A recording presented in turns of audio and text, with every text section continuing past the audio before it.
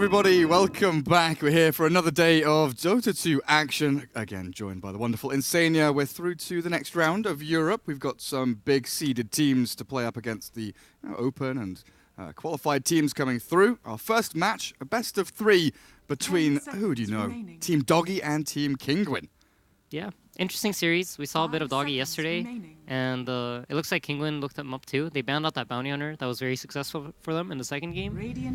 And then they decided to ban Rostan Bane. These are like arguably the 2 strongest zoning supports right now, and you put them in any lane, and you kind of force out a dual lane from the opponents or some sort of hero that just assists the offlaner or the mid hero to be able to deal with them. So they don't want to deal with any of that. They banned them out, and they first picked Tiny, in which Doggie responded with Sanking and Witch Doctor, which I think is a bit weird. I haven't really seen Witch Doctor too much, and I'm not a fan of the hero, so...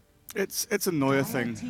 Yeah? The past couple of weeks, he's been, like, he plays Shadow Shaman, if that's not banned. If that's banned, he plays Bane, and if that's banned, he plays Witch Doctor, and if all 3 are banned, usually plays Winter Wyvern. So he literally has this kind of algorithm of heroes that he'll pick up for himself. You know, he's a super selfless kind of 5 role, so he does what he can with the heroes that he's given.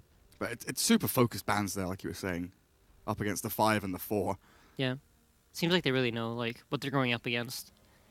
And 10 seconds remaining. I think I've played against Kinguin a couple of times, and one of the things that I think is really cool about them is how they really have like these 2 core players, and then it just feels like they have like 3 supporting players behind them. And they're so good at moving around the map and applying pressure and keeping attention away from their own cores. And that's probably their biggest strength, in my opinion, in the early game. It's just how well the 2 supports manage to like force you to react to them instead of going and pressuring the players that you want to be around. So that's probably what I'm going to be looking at, if they're going to be able to do that with their picks. And so far, they're keeping their supports hidden, right? Yeah. Tiny and Puck opening. They do love a bit of Tiny.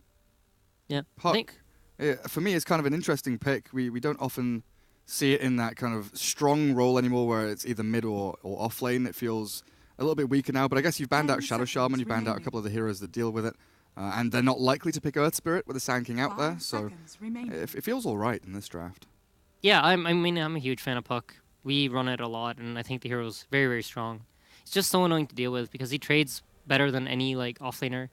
It's kind of like, you know, when Nature's Prophet was really popular, and you just have this hero that can constantly hit you, and you don't really want to hit him back because he hits harder than you, and he can phase shift some of your hits. So, and it has a great matchup against Witch Doctor. I think Witch Doctor actually is pretty decent against it. You can just maledict and then you win those trades, but overall, I always like Puck in the game. It's a hero that just does so much, has a lot of mobility, can clear waves, and with the 420 GPM talent, it just feels like a different hero than before. It scales a lot better than it used to. So. Money just comes out of nowhere. You've reminded me a couple of days ago, I was casting Doggie and they were playing Witch Doctor, and Noya solo killed an offlane Puck when he was level 2 and the Puck was like level 3.5. And I didn't see it. I didn't watch it on camera because I was like, that's not meant to happen, surely. But it was just, you know, a cask bouncing off a creep, Puck misses the phase shift, and then, oh, right, you're dead. Use 1 orb aggressively, and that's it, you're done. Yeah. So it's quite a tentative lane that you have to pay attention to what's going on around you a lot of the time. But Doggie following through with a Lifestealer and a Brew. Worth pointing out, they've got a stand-in here. They've been playing with Gork and Aki for this qualifier so far, but they've got someone else to replace Aki, their 4th position. So we'll see how well they do. But they've got the Brewmaster for Hestager. That should be one of his signature heroes by now, along with the Legion Commander. While Kinguin, the big fat bruiser, the ogre, going along with a Tiny. And you were talking about this yesterday with that Bloodlust being so good for Tiny. It just alleviates a lot of his issues with itemization, it feels like. Yeah, so I believe Tiny used to get movement speed from his ult before, which he does not get anymore. So that also, like, Ogre kind of, like, he gives him everything that he doesn't have. It just hit me, like, those 2 work really well together, I think. And one of the beauties of having a hero like Ogre for Kinguin is, I think they're going to be able to direct attention to where the Ogre is. Like, Ogre decides to go mid, there's going to need to do something about it, because this hero just zones off anyone from the lane. He's very, very strong, and I still feel like if he wants to, it's hard to pressure a Lifestealer, but move into Puck's lane, he can make that Puck get a good game as well. So as it's set up right now, I think there isn't really like any place in which Ogre won't have a lot of impact. What I'm curious to see though is if this is going to be a mid Puck potentially and an offlane Tiny. think that could be a thing. I'm not too sure though. I think Puck matches up well against Lifestealer, but 5 seconds. no, actually Kinguin, they're probably last picking. What's the option of a 4-role Tiny? Like an Ogre Tiny as your support? Yeah. Is that a possibility? I think it is. I mean, I know Taiga really likes to play Tiny as a 4. He thinks it's like one of the best roamers right now. He just rocket lanes and toss people into towers, pretty much. Brewmaster doesn't really have an escape, so Tiny's good against that. Lifestealer's a melee core, so easy to catch him. But I'm not. I don't know. I have a hard time when it comes to Kinguin. I have a lot of respect for them, but I have a really hard time like figuring out what they're doing, and I can't really tell you what they're gonna pick right now. Are they just a step ahead of you? I think so, yeah. Very intelligent players banning out the Legion and, wow, the Broodmother as their final pick. So for me, it feels like a Tiny support. It has to be, It looks right? like a Tiny support. Position 4 Tiny. Must be. Offlane Puck. Oh no, offlane. Mid-Brood? I mean, I feel like lately Brood has been a mid hero. That's just like how you play the hero, but I guess it has a fairly... I don't know who plays it on their team. I've actually never seen them play Brood before. Exotic Deer has played a number... They've pulled this out a couple of times, and I believe it's Okay. him that usually plays it mid. Oh, he plays a mid? And Nisha goes safe lane? From what I can recall, that's what Okay. I've seen previously. Yeah. So that would make sense with what you're saying. Have the Juggernaut safe lane, Puck off lane, and then Ogre and Tiny kind of just bolster these lanes and make sure that nothing goes wrong. Yeah. The only... Oh, sorry. I was just going to say, Doggie have the response to Broodmother, though, don't they? Yeah, I was going to say, I actually think, like, if I'm playing Sand King in a game like this, even as a position 4, you can just skill Caustic and move into Brood's lane, and just wherever Brood goes, you just follow him around and you hit his spiders. Spiders come up to last hit, you just hit him. And sure, like, on, like, paper, I guess you could micro away that spider constantly, but it makes Brood's game a lot harder than it otherwise would be. And he can't just, like, walk up to creeps freely and last hit and do whatever he wants, because a couple of those Caustics blow up on the creep wave, and a lot of his spiders die, and it gives Sand King a lot, so... I actually think Sand King is one of the better supports to deal with Brood. Oh, they come out with the Earthshaker. Very interesting. There was a Chinese team not too long ago that tried this out. Was it Lanham that played like a mid Earthshaker? Not sure. I can't remember who. It was one. I Of think I've seen this too. It was one of the support players for a Chinese team, and they were like, "Shit, we need to put Earthshaker against this Broodmother," and they swapped their roles around. But it didn't. It worked out in lane, but didn't work out as the game progressed. But this time, Team Doggie, they'll have their mid player on the mid hero up against the Broodmother, and Earthshaker does reasonably well in that matchup. Although there's no more Poor Man Shield. Yeah, I'm thinking about this. I'm curious if they put Brood in the safe lane and just put Jug mid. It's a Puck 4, by the way. Oh. I believe this is their Yes, you're position right. 4 player. Yeah. 10 seconds. So it's a tiny off lane and a Puck 4. I feel like for me, for Kinguin, I think it's really important to get the lane setup that they want. I think they can put Brood against Shaker, and he will probably do fine. But what I would be looking at is maybe getting that Brood against the Brewmaster and enabling your supports to freely move between mid and the off lane, giving Brood that entire like safe lane area to play in on his own. And all the jungle camps that go along with it. Yeah. So Puck support has been tried, tested, and hasn't really, blossomed into this wonderful thing that maybe some expected. We've seen Orb of Venom starting Puck, Null Talisman, seen Pucks orbing and getting early wards down, which we'll likely see from the Puck here is that just maneuverability across the map to get the vision down, just a little bit earlier than your opponents. But the hero doesn't offer you any, lockdown, stuns, initiation, or kind of catch early on. Is this just going to be a Puck running around hitting people for the first couple of minutes? Yeah, I'm curious to see what he does. He actually did not go for... I would have guessed he would go for an Orb of Venom. It adds 15 damage to each one of your hits and enables you to get more hits in. And we used to play a lot of Puck Sanking dual off lanes. Normally the Puck would be a core. But we'd almost always get an Orb of Venom as soon as possible. Simply for that reason. So... Are they going to try some funky Illusory Orb toss tactic? Does that work? I'm just like picturing it in my head. Like if you orb and toss to the target before it jumps, it'll land there. I'm pretty sure. I'm like 90% sure it'll land there. But I think that there should be a way to be able to maybe there's like a way to increase your toss range, right, with Illusory Orb. So we'll see what happens. Yeah. But up at top, Nisha, just being herded back towards his tower. He's gonna catch him, but I don't think they can kill him here. cast from Witch Dog to hold him in, but this spin will get him enough distance back away from Team Doggie that he's fine. Yeah. I think Kinguin's actually pretty happy with that. Shaker skilled Fissure level 1. And Jug really, it's just going to cost him like 2 tangos, if even. It looks like he's running back to base. All the way back up. Doesn't want to waste any of his regen. Yeah. Don't waste any money, but it's still going to be that double bounty rune exchange. Puck already miles across the map. The battle begins. Don't know what he's looking out for here. Maybe the support coming in on. He's actually waiting for Gork to come up. A few free hits here from Katzel's Puck. Lifestealer has a long walk all the way down to bot lane, and the shift of lanes is happening here from Team Doggie. Arise will sit mid against the Broodmother. They have Noya with the Burrow Strike level 1 to try and help out a little bit. But Lifestealer in this 1v2 for the first part of the game feels like it might be a little bit difficult for him, but they are swinging their 2 supports down towards bottom as we see the Brewmaster, as always, pulling the wave.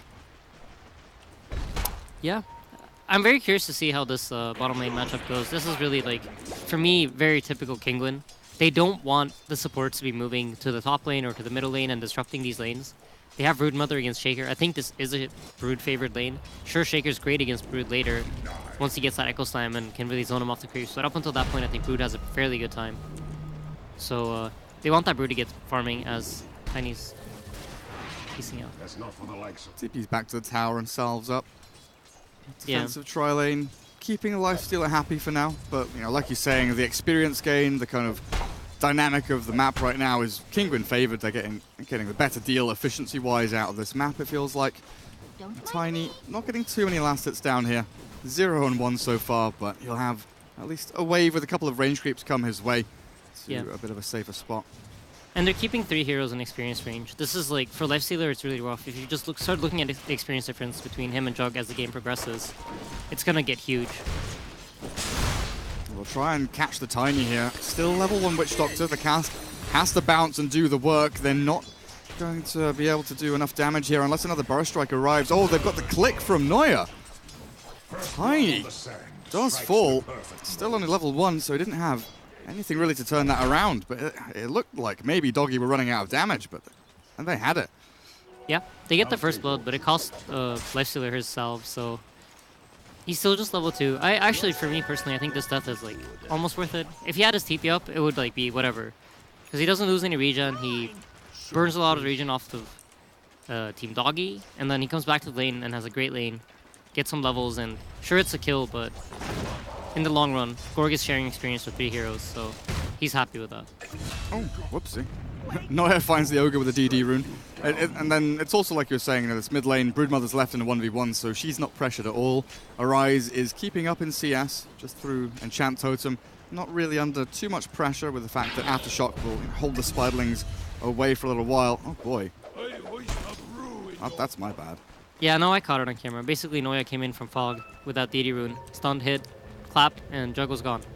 So this is what they wanted to avoid. The reason that they have this Puck and Tiny bottom is because they want to keep Sanking there. They don't want to allow him to move around and get these kills. So Team Doggie seems to understand this, and they're accepting like whatever, we can't deal with this pressure bottom. We'll just pressure other places instead. Or they're happy with that 1 kill that they got. They feel like it's enough to leave Gorg here. I kind of like what they're doing. I think keeping 3 heroes bottom would have been counterproductive. Sort of addressing their problems through attacking other lanes rather than just sitting and stagnating at bottom. Yeah, because Puck doesn't really have the option that Sanking does to just move somewhere and stun someone and deal a ton of damage to them. So more forced to commit to this dual lane bottom, and he's abusing that. Arise now with 10 CS more than the Broodmother thanks to some Spiderling kills. So much damage, and with a Fissure he kills off another couple, not clearing the entire stack. But Exotic Deer is still feeling a bit of the pressure here in mid lane. Gonna have to burn through some of the tangos he's got. But still, Nisha left up at top as we see Kinguin start to get pressured in here by the Witch Doctor and Sand King, collecting these bounty runes, closing them in on this bottom lane. But Dar Observer Ward will scout them out as they retreat back towards their lane. I just noticed Radiant, they've got 2 Obs Wards down in this bottom lane. They are like desperately searching and watching. Where's the Puck? Where's the Tiny? Are they sticking around? Are they playing aggressively? Or are they rotating? Yeah, they They know that, but basically, like, this game, it's hard for Kinguin to rotate out of lanes. They have static heroes, as Puck's gonna take a lot of damage. So this is like one of the downsides to running a Puck 4. You basically have this hero that cannot like TP react on anything, or can't really go anywhere and stun someone and just kill him. And I'm surprised at how good of a time Shaker's having mid. Obviously, a lot of these are probably spider lane kills, but Yeah. even so, the laning phase is going really well for Team Doggie, even though I expected Kinguin to get the better end of this. Especially with their Brewmaster now level 4 up at top. Getting up in the face of the Juggernaut, a few CS to his name. Looking very good there for Hester Joe, and Arise just farming on the tower. If Brood's going to cut your wave, then why not? Just sit there and farm happily. A bit of a move in from Neuer will catch onto Exotic Deer. Arise has that Echo Slam, but with no Spiderlings nearby, very unlikely he would have been able to pick up that kill. While bottom, Witch Doctor's going in. Tiny tosses back the Lifestealer, and this chase should end. Turn around though from Patos with a throw of the tree will catch the kill. Witch Doctor falls, and they will keep the pressure up here. They need to rotate someone down to help Gork.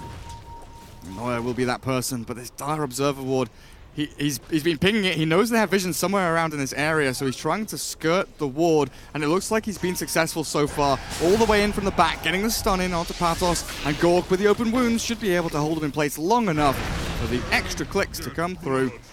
This Katsaw can always jaunt and orb away. It shouldn't be under too much pressure, but they also de-ward that obs.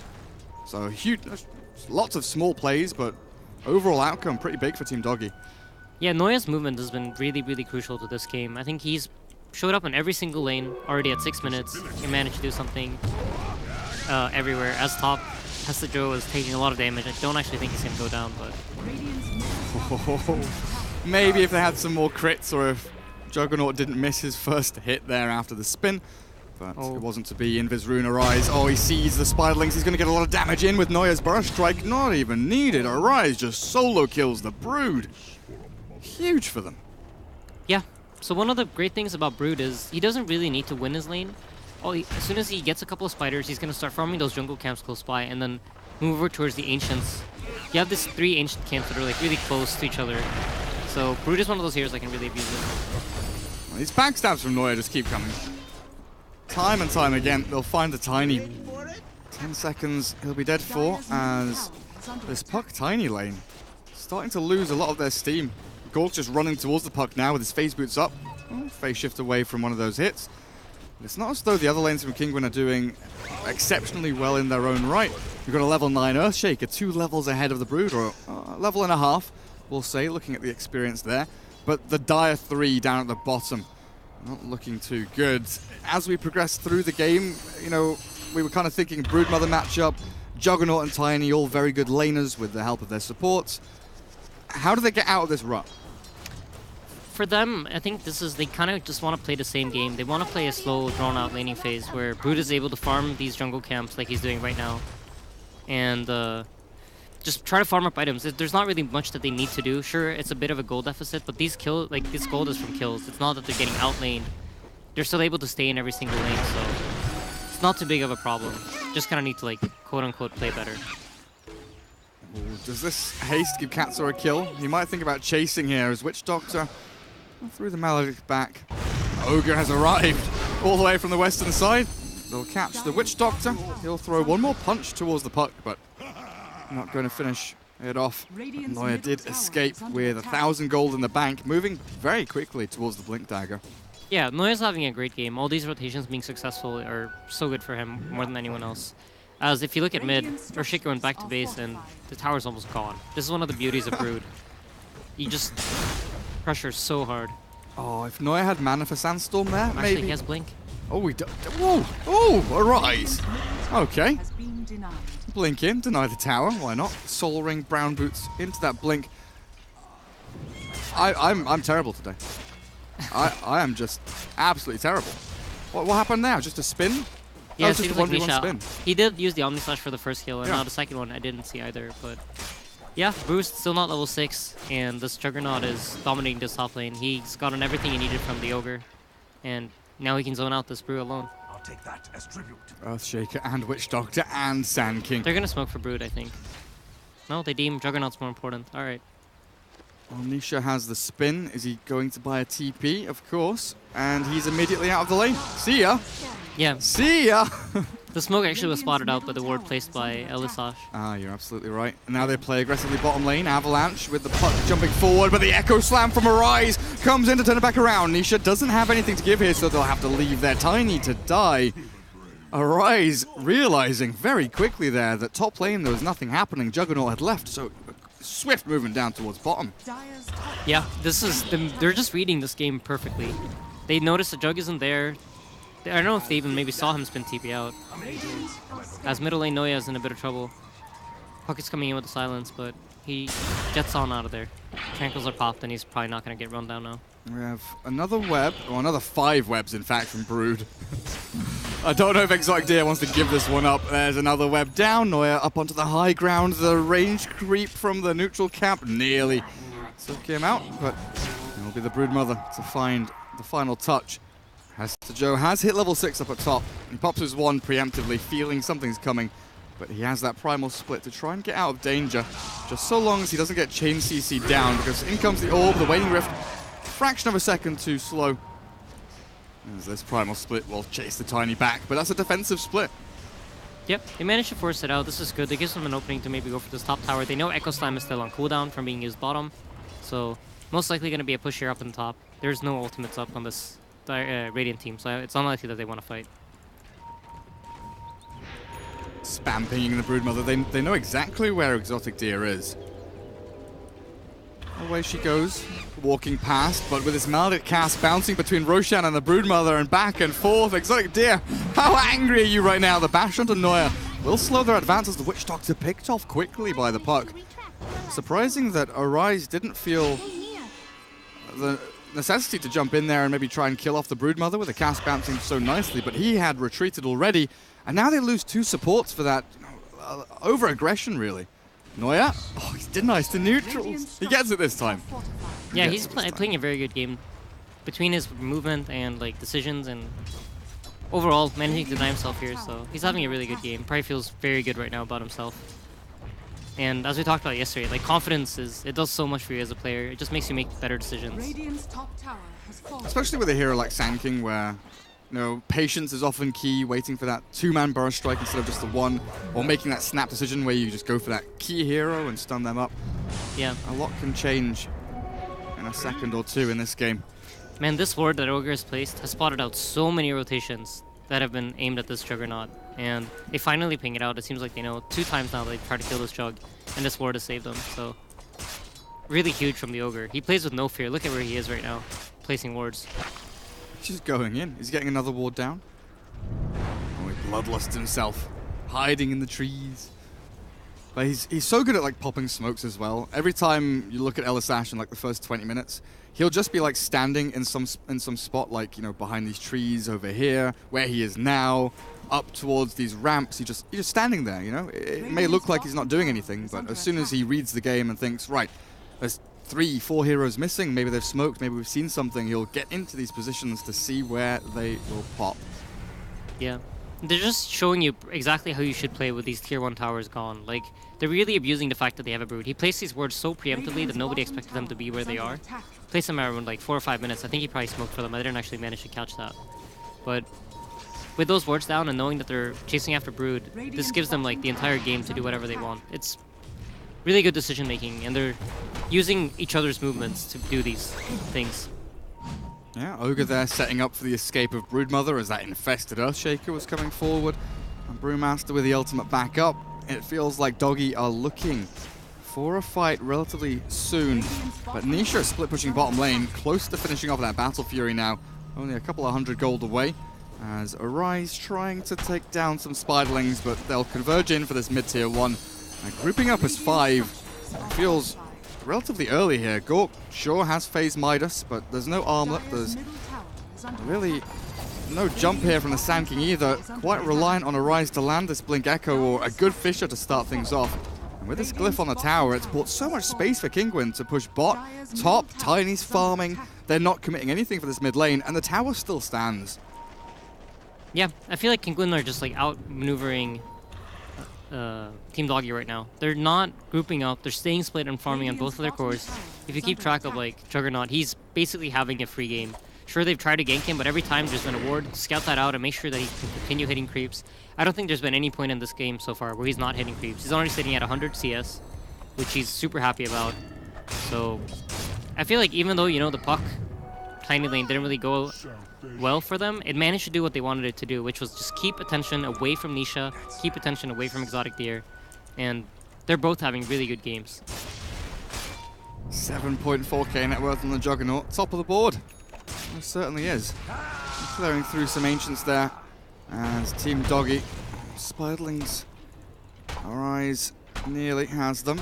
Moving towards a Yule Scepter for himself. So the Broodmother has Deso and Medallion done, so this next team fight, very likely one way or another, will secure Roshan for one of these teams. More likely for Kinguin though, with that huge build on the Broodmother to bring it down so quickly.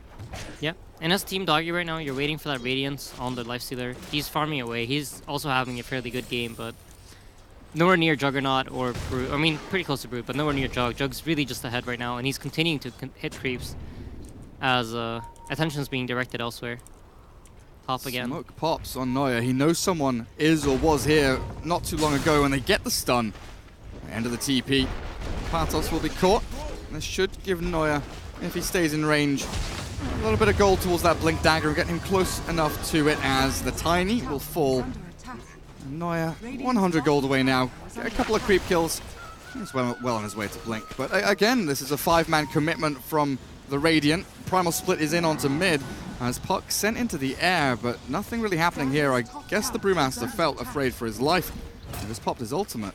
Yeah, as soon as Tiny got initiated on up top, Exotic Deer made an aggressive play, ran straight at the Brew, started hitting him, knowing that there were no heroes behind him. At the same time, Nisha pressuring this bottom tower, and... Well, Rise goes in with a Blink Echo, but Nisha has Spin TP, and now there's nothing to cancel it, so he's out. Nice stun from Neuer. Does catch the Ogre, but... A, he's tanky, and this is going to take a lot of commitment to kill him. And B, it's an Ogre, so not the biggest of targets. They pop the Shrine, and they finally bring him down with 4 heroes surrounding him. I think that chat wheel pretty much says it all, doesn't it? Yeah, I mean, created. This was such a huge play from Ogre, actually. He was standing right outside of the Echo range. He managed to interrupt the Earthshaker's combo. If Shaker had been able to use all 3 of his spells to stunlock this Jug, he wouldn't have been able to get the Spin TP off. Oh and in the meanwhile... Oh my god, he's taking it. Neuer has it. Broodmother's in so much trouble now. Inside the pit, gets over the little ramp there, across the webs, but still pops. Over to that Maledict and Team Doggie. How? They're responding very quickly to these plays. I'm impressed with how they're able to like keep up with this, because Kinguin are doing a really good job of doing multiple things at the same time. And in general, one of the hardest things to deal with in Dota is knowing how to split up your resources correctly on the map to deal with everything at once. So at the same time as Nisha split pushing bottom, they have Brood hitting Roche. And, I mean, they managed to get the perfect timing, you know. Right there on the last hit of Roche, the Shaker Fissure comes down and they steal the Aegis. But had that not happened, they would have been dealing with the Brood Aegis right now, most likely. And to me, even though they get the Aegis, it's like off of a unexpected play or something that shouldn't happen. And I think Kinguin are still like, yeah, that wasn't great for us, but we are still dominating the way that they're moving. They're responding to what we're doing. We're allowed to do whatever we want on our heroes. Juggernaut's free farming. Brood is still having a great game, even though she died there. And if I'm Kinguin right now, I'm very happy with the game pace. Like honestly, it feels like the biggest thing out of that was like the actual kill of Roshan went to the Radiant. But yeah, I get what you're saying. It doesn't remove like any serious advancement of Kinguin, and it also doesn't give any real foothold to the Radiant. Like Sanking Aegis, cool. It's gone now. He's used it. There's no you know, Aegis Lifestealer or Brewmaster or anything like that. Well, yeah. Kinguin can just keep doing what they've been doing for the past 8-9 minutes. Bot lane, top lane, pushing in with Tiny and Juggernaut. Mid lane, they've got the puck to defend up against this Brewmaster who jumps straight on in under the tower. Now the Brood's arriving from the back, looking for the kill on Neuer, dodging nicely with a Sandstorm there as the Primal Split comes out again. Nice Echo to hold the Brood in place. Now they need the Chain Stun to catch Exotic Deer, but he's over the ramp. The web is there, but the Blink from Arise, with the help of Witch Doctor, catches that kill. Patos will eventually bring down the Witch Doctor with his tree. Hester Joe, nice blink. The Dream Coil not quite connecting. And Team Doggie, full retreat to get away from this. Nice blink forward. Tiny catches on at the very least to an additional kill on the Brew. Maybe they can turn this into a tier 2. Yeah, no, it looks like they're just falling back to farm here. And again, the first time here that we see Team Doggie try to force an aggressive play, it ends up backfiring for them.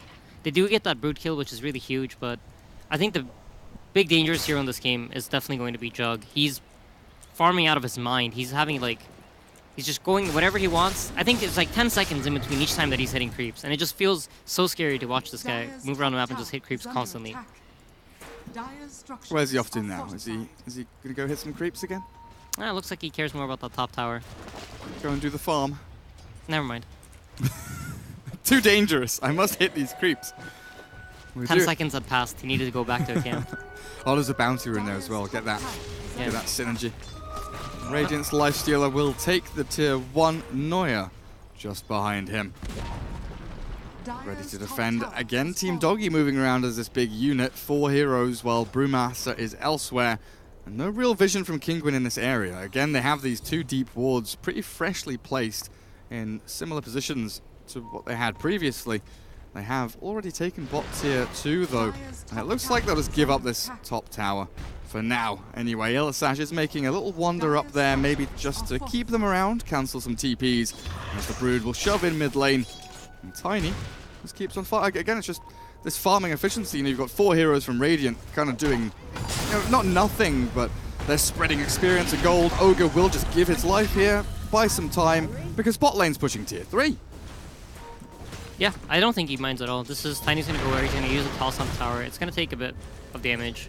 They forced the TPs back. I'm curious to see what the Brood and the Jug do now that they know that someone's gonna TP bottom. It looks like they want to take this engagement with the Jug. Tiny is pretty tanky. Oh, the Brew split into the stun. TP's cancelled. Down he goes. Looks like Juggernaut will now decide to retreat. Yeah. But like, it's a tactical feed from the Ogre, right? Right. He just walks into the middle of 4 of them and is like, hey, I'm here. Touch me. And then he's got his teammates doing other things elsewhere. Yeah, Broodmother managed to take down the entire tier 2 tower in mid while all this is going on. They're just playing this really smart, like, all around the map game as top actually Puck is caught, and oh my god, this Berserker's doing so much damage. Phase shift off 1. Yeah, should Double be fine. bracer Puck as well. Definitely helping out. So that Death Ward used, which Doctor does have that full Spirit Vessel. Is it particularly good against anyone this game? I guess against the Broodmother it's pretty nice. Pretty much just removes the web HP regen, right? And the lifesteal from the ultimate, so Ah, yeah, true. I believe. Very true. Team Doggie. Or, I don't know, is lifesteal healing? I'm I'm not sure. I'm not sure. I'm gonna say yes. Like the trouble Yeah. is, Dota has like 6 different types of healing or some shit. There's like lifesteal and self heal and team heal and Yeah. bonus HP. It's just nonsense the way it's coded. Bottom lane, Illisash hit by the Maledict, but Witch Doctor found by the Juggernaut. Nisha comes in and gets his 4th kill of the game. Goes for the spin TP as Arise and Neuer. They do get the catch onto Ogre, but honestly, who cares? Yeah, I don't think Kinguin cares. They have both of their cores farming again. Like, this Jug, I'm sorry, my mind is like so locked in on this. He's just, I don't think I can remember a single time in this game where he's just not hitting creep somewhere. It's really beautiful to see how well they're using the fact that, you know, you can spread your heroes and apply pressure by not really, like, by just farming. This is like, they're pressuring by farming creeps, and as someone that's watching, it might be a bit difficult to see, but as a player, when you're playing against this stuff, it is very stressful to constantly feel like your creep bays are being cut. Wherever you look, someone's hitting creeps, and you want to chase after them, but you know if you chase them too much, then they're just going to back off and get away from you, and they're always farming on someone else. So whenever you're chasing after one guy, somewhere else somebody else is farming, and you have this in the back of your head, and it's a impressive way that they're managing to play without dying almost at all. I cannot have either of the cores gotten picked. I think they've almost all been like teamfight deaths. Yeah, when was Nisha's death? It was very early on, right? Yeah, I think he got ganked by Sand King. And that's the only That's death the one that I he missed. had. You're right. It was the Sand King stun from Fog that you caught. Exactly, with Right. a DD rune. So, for the past, like, relevant as part of the game, he's just been farming without being interrupted. And Broodmother, I think her deaths have been in teamfights. Yep. And they've gotten exchanges for them, at least the last 2. So, this kind of game pace definitely favors Kinguin. They got a lot of cores, and they're all hitting creeps. And if you look at the gold graph, I think it reflects it. They're just slowly getting more done. For every minute that goes by, they're getting more resources out of the map. And they're closing in on a couple of big items. We have Scotty on Jug coming up fairly soon. I mean, at this rate, very soon. Broodmother's getting close to the BKB. And Tiny's going for the Sanjin Yasha, which he almost has, so that's going to give them a peak, probably hitting around the same time as Roche respawns. So I would expect that to be like the first big move that Kinguin do as a team. I'll take that as tribute. I'm just thinking about Arise now, without a microphone. Oh, poor Yeah, guy. it's pretty sad. Just shouting at his team to go in. Puck, Orb will cancel the blink, but it doesn't matter as the Echo from Arise chained into the stun from Neuer. Catch a decent kill, but that's an Echo for 1 kill. Now it's time to try and convert it into something bigger. But with this draft, Lifestealer, he's pushing top, raging, TPing, getting out of this lane. As Nisha clears up yet another wave, it doesn't feel like Team Doggie have a great way to like breach towers unless they go as 5. With Brew ult to dive in behind one, Lifestealer infested in to get a pick on someone.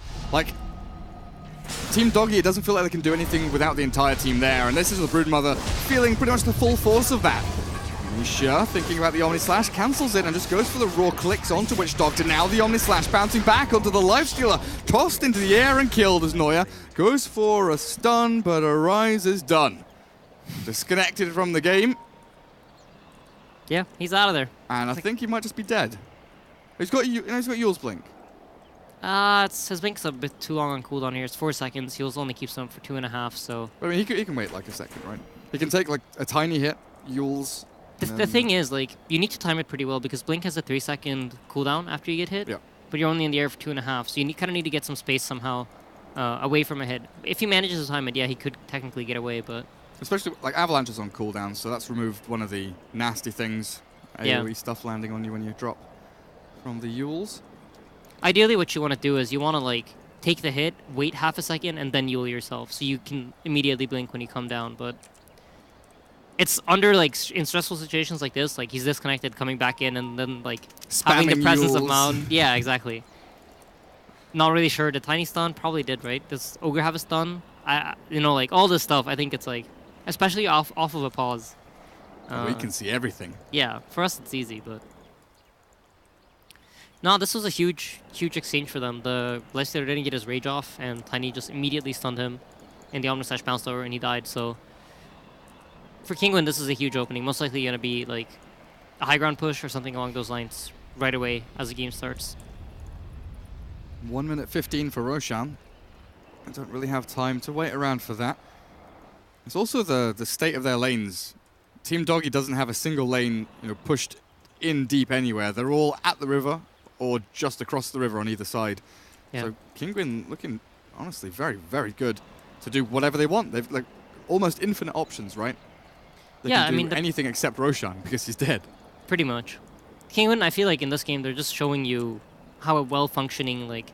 What they're doing that I feel like maybe we didn't see as much in the series yesterday, or from Team Doggie overall in this game, is they're showing you how to apply pressure on a map whilst you're farming and trying to get these items. And they're just playing a very well-coordinated game across the entire map, like a very coordinated macro game. And without, like, getting picked off. It's really impressive considering there's, like, an Earthshaker, a Sand King, and a Brew with a Lifestealer potentially inside of them. Yeah, like you were saying earlier, the kind of push and pull effect doesn't maybe seem as obvious looking at it from here because we're watching kills, we're kind of watching, when I catch it on camera, that is, we're Right. watching the action, yeah? Yeah. But there's all these little things, we often talk about the farming patterns and rotations and moving around the map as these core heroes, but it's this fearlessness. They know, they have this captain telling them, hey, I'm creating chaos over here, you can go and have, peace and tranquility over there. Just go and do your own thing. And because they have that trust between them that Elisash is going to just go and selflessly walk in and die 1v4, that Pathos could push tier 3, or that Nisha can go and shove one extra wave top, then dip back into his jungle, because this Puck is sitting mid and maybe forcing a Brew ult or dying to a Witch Doctor. It's Or all getting Echo Slammed. Okay, yeah, exactly. Or getting solo echoed. Because the Puck standing here on this ramp is like, why is the Puck here? Does this guy want to die? Yeah, okay, this guy wants to die. Yeah. But then you're committing 4 heroes for it. No, like, as someone that's played against Kinguin, that actually happens a lot. You're like, what is he doing? And then, like, you go watch the replay and you're like, oh, I see. we were so busy killing this Ogre and this position 4 Puck that this Jug had a total free game and he just outfarmed everyone and he is a very, like, Nisha is a very individually skilled player, and he really knows what to do with that farm. You let me live. Oh, Rise.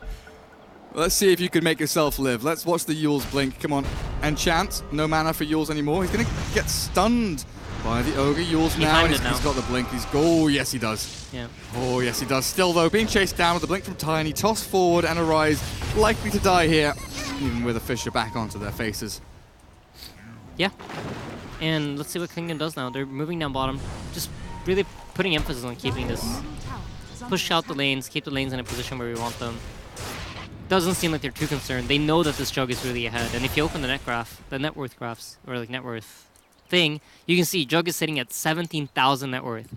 And the closest hero behind him is Lifestealer. And it doesn't really mean much until he finishes that Scotty, but that basically means he's a full item ahead of Lifestealer. And actually, yeah, he has like 2 finished items the way I see it. You have the Manta and you have the Scotty, whereas Lifestealer only has like 1 full item in Sanjin Yasha outside of his farming tool, which is Radiance. So...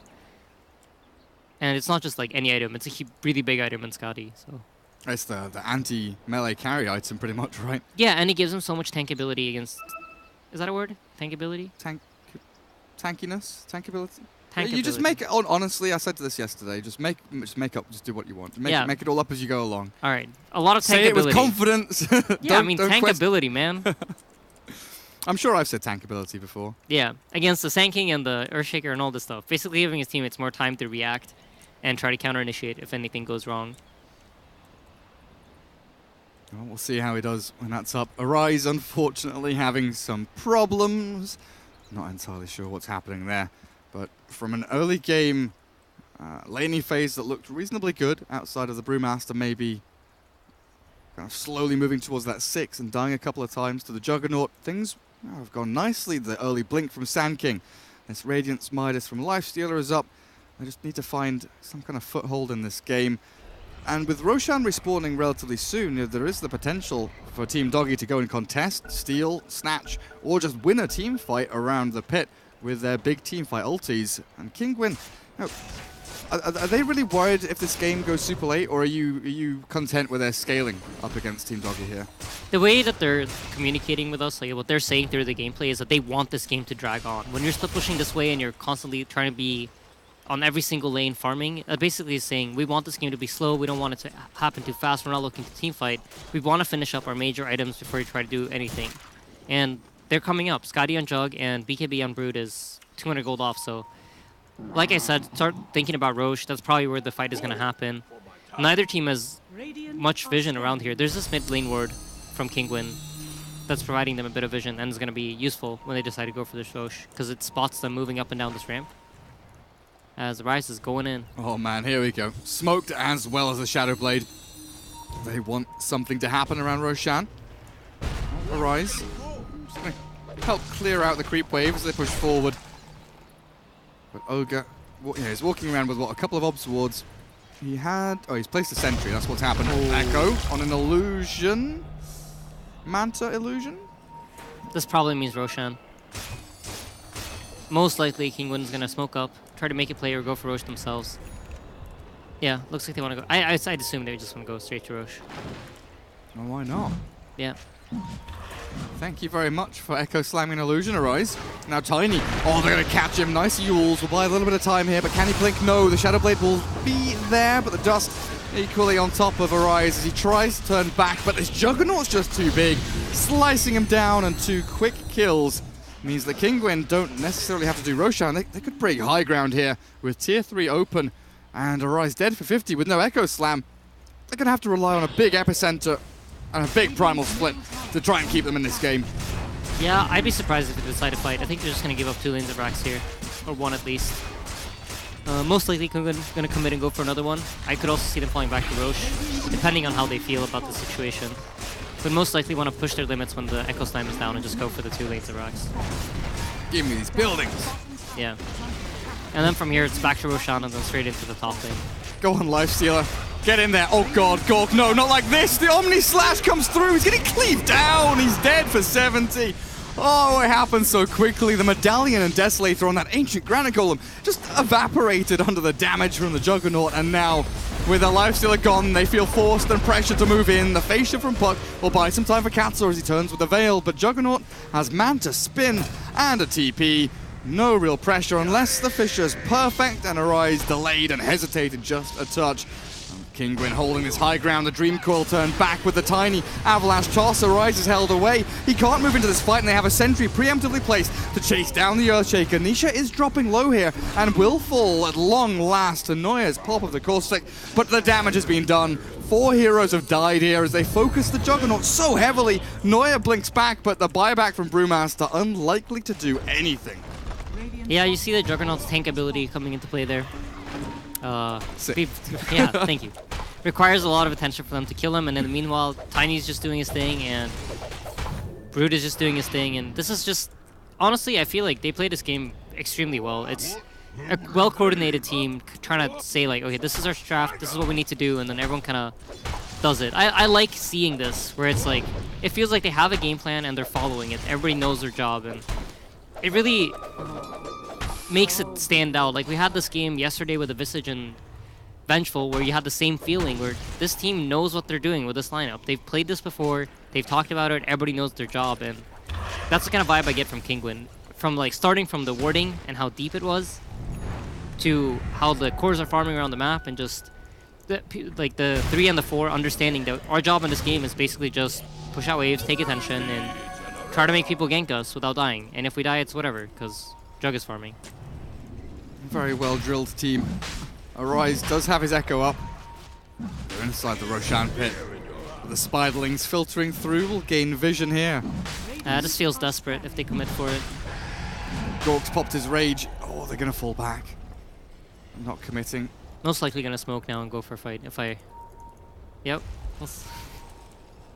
This is yesterday's team. I remember this between the Finnish team and... We've lost control! Doggie. It's like, oh, things aren't going how we want to. Go smoke. Back into Roche, maybe? Try and force some errors from your opponents. Yeah, let's see. The Spider died inside of Roche, so they just lost their information. He does have a lot of Spiderlings close by, though. Might send another one in to scout, but... Yeah, pretty passive smoke. They are just chilling around mid.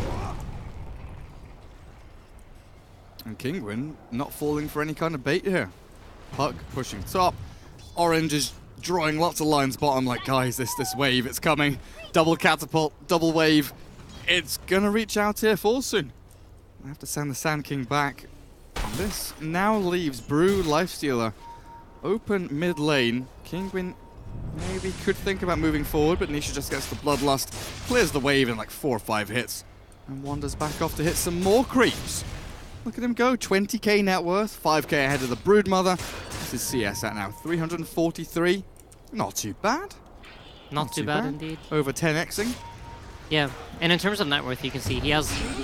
Oh, fight's breaking out. This Puck, okay. Can you blink away? Oh no, it's on cooldown still. Another orb perhaps, but no, the chain stun's good. Team Doggie get the catch. Yeah. Nah, if you look at Jug is just an absolute beast. He's hitting 25 soon. I'm assuming he's going to take the Omni Slashes, simply because of how ahead he is, and he just wants to get that bonus damage out. And I don't know, it's pretty grim right now for Team Doggie. They got to figure some way out where they maybe move aggressively across the map, more aggressively than they are right now, and just trying to do something where they pick someone off and then lead it into a tower to try to make some kind of comeback. But looks like they're scared, and I understand them. It's not easy being in this position. Yeah, it's so hard when your area of the map, you know, gets closed and closed and closed, and all these lines keep getting drawn by the Polish team, just taking bits of land away from your map over and over again. But they've caught the tiny top lane with the Yule's up. Arise will get tossed, but it looks like Patos, even with that Reaver, is still gonna die. Plenty of status resistance, 3,200 HP. Looks pretty good, but with a Maledict and a Death Ward on your head, you're never gonna survive like that. Yeah, it's pretty rough. But still, Team Doggie just can't move across the river. Roshan is still there. Kinguin haven't poked their heads in yet. They don't seem like they're in a rush at all. They don't need to do anything. They know that they've got Team Doggie sweating over in the corner. You know, they're up against the ropes and they're trying to find something to do. Gork is back inside the Roshan pit. In fact, trying to solo it. I'm not sure this is really what you want to be doing, but he's got to rise and has to Joe nearby. feels like they're trying to fish for something here. With Tiny dead, get Kinguin into this pit, get an Echo Slam, just get a fight going as they start to bring down Roshan now as a unit. 4 of them around the pit. Sand King, the only one down at bottom, pushing out, but he'll TP back to try and fight with them. Yeah, this is going to be an important moment. Oh, Arise gets caught before the fight even starts. Dual Scepter up. Can he get away? Oh, he's blinking out, but this Omni Slash has already taken down Gorg. Arise will enchant back onto the puck, but they're just going to move on forward. Nice little catch there with a Rod of Atos. Broodmother chasing forward and killing off every one of these little Bruling spirits. Storm and Fire have gone, and only Earth remains.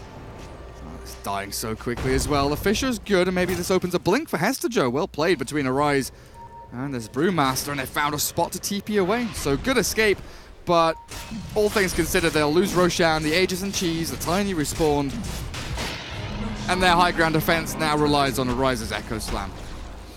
Yeah, this was like their big gamble in this game. They were like, all right, Tiny's dead. This is probably the best opportunity we're going to get to win a fight. So they go for this Roshan, knowing that it's going to force Kinguin to try to defend, and it just doesn't go their way. It was the Omni Slash really just tore them apart. I think he got almost 3 kills, or he got 3 heroes out of the fight at least, because they dropped solo, and they just could not fight properly. So yeah, now Nisha goes up, hits that base, feels very confident. Brew does not have split yet, so... Arise in with the Blink Echo, catching the Tiny, but Gork's having trouble sticking on a target. They do get the epicenter and onto Pathos, but he's so tanky. Still with 1,000 HP, standing his ground and getting cheesed up as well. The GG is called because it is over. Game 1 goes to Kinguin in pretty convincing fashion as Exotic Deer ends the game with an ultra kill. 20 to 25, the kill score, it doesn't look too different, but then you look at the 21k net worth lead, the way the game panned out, it was all very systematic from Kinguin. Yeah, and I think this is one of the most demoralizing ways to lose, where you just feel like these guys were just farming. They didn't even do anything. It's not like they outplayed us massively in any team fight, or that they were like, we did terribly in laning phase. I think Team Doggie was even ahead in the lanes the way it felt. Yeah. So this is a rough way to lose. I kind of feel like Team Kinguin's basically saying we're better than you. That's the whole like, we can split push, you guys can't catch us, and you need to play our game. If you can't beat us at this game, then we're not even going to need to fight you to win. So very systematically done. I'm impressed with Kinguin, though I have to say I did expect them to really show how good they are, and it was just really well done between everyone. For sure. I mean, it definitely felt like, a team against a mix kind of thing. But yeah. For Team Doggie, you're saying that maybe they have to come and play Kinguin's game. How? I think for them, they need to figure out how to move their heroes to match Kinguin. Like, there were very few times in the game in which Kinguin had multiple heroes in one place, just waiting for each other. They were all making sure that, if they want to pick one of our heroes off, 2 other guys are in position to do something with that. And I feel like when it comes to Team Doggie, they're just, one guy's hitting a tower and then 4 people are behind him because they think they might lose a fight if they don't do that. So I think that kind of gameplay just gets totally beaten by the way Kinguin is moving around the map. And sure, heroes matter, but more than heroes, it's just the way that they're moving. Yeah, especially when we saw, 15 minutes in, Team Doggie moving as 5 to like mid-tier 1 to top tier 1, pushing as, an entire team, and then Kinguin just, like you said, just farming, just pushing side lanes over and over again. But best of 3, Team Doggie do have another chance or 2. We'll come back in a couple of minutes with the rest of the series.